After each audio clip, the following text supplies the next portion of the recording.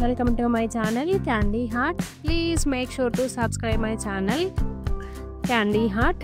ఈ రోజు కూడా ఒక ఇంట్రెస్టింగ్ వీడియోతో వచ్చాను. మనకైతే గణేష్ చతుర్థి ఫెస్టివల్ ఉంది కదా, దానికోసం అయితే గణేష్ చేద్దామని చెప్పేసి అనుకున్నాను. అంతకుముందు వీడియో అయితే మనము మట్టితో ఈకో ఫ్రెండ్లీ గణేష్ చేసాం కదా, దానికి రిలేటెడే ఈరోజు పసుపు గణేష్ చేద్దామని చెప్పేసి అనుకున్నాను. సో మీరు కూడా ఒకసారి ట్రై చేసి చూడండి. ఈ పసుపు గణేష్ చేయడం అనేది అయితే ఫస్ట్ టైం చేస్తున్నాను, బట్ ఎలా వస్తుందో ఏంటో తెలీదు.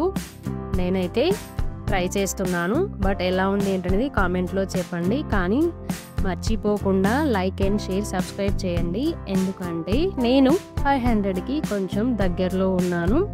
సబ్స్క్రైబ్ చేసి సపోర్ట్ చేయాలని చెప్పేసి కోరుకుంటున్నాను. సో మన గణేష్ ఎలా చేస్తానో ఏంటో, ఏమేమి ఐటమ్స్ కావాలో చూసేద్దాం రండి. కానీ మర్చిపోకుండా లైక్ అండ్ సబ్స్క్రైబ్. పసుపు గణపతి చేయడానికి నేను తీసుకుంటున్న ఐటమ్స్ మైదా పిండి, పసుపు, 1 టేబుల్ స్పూన్ షుగర్ పౌడర్ అన్నమాట. మైదా పిండి అనేది మీ ఆప్షను. మైదా పిండికి బదులు గోధుమ పిండి కూడా తీసుకోవచ్చు. పిండి, పసుపు, షుగర్ పౌడర్ని వాటర్తో మిక్స్ చేసుకోవాలి.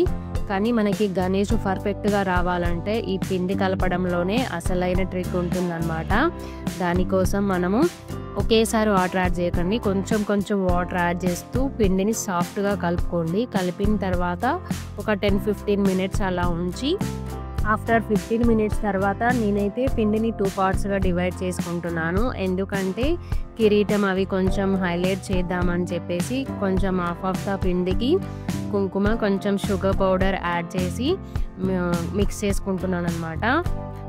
ఇది కూడా సాఫ్ట్గానే రావాలి మనకి. ఇంక దీని టైం అప్పుడు మళ్ళీ కుంకుమ వేసాక వాటర్ వేయాల్సిన అవసరం ఏమీ లేదు. సో ఎలా చేస్తానో ఏంటో చూసేద్దాం రండి.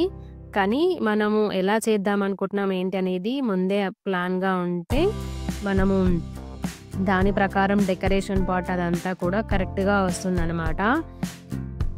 ఈసారి నేను పంచ అండ్ కిరీటం అలా చేద్దామని చెప్పేసి అనుకున్నాను. అందుకే ఇలా పంచ కోసం అని చెప్పేసి కుంకుమ యాడ్ చేశాను పిండిలో, ఇంకొక సపరేట్ పిండిలో.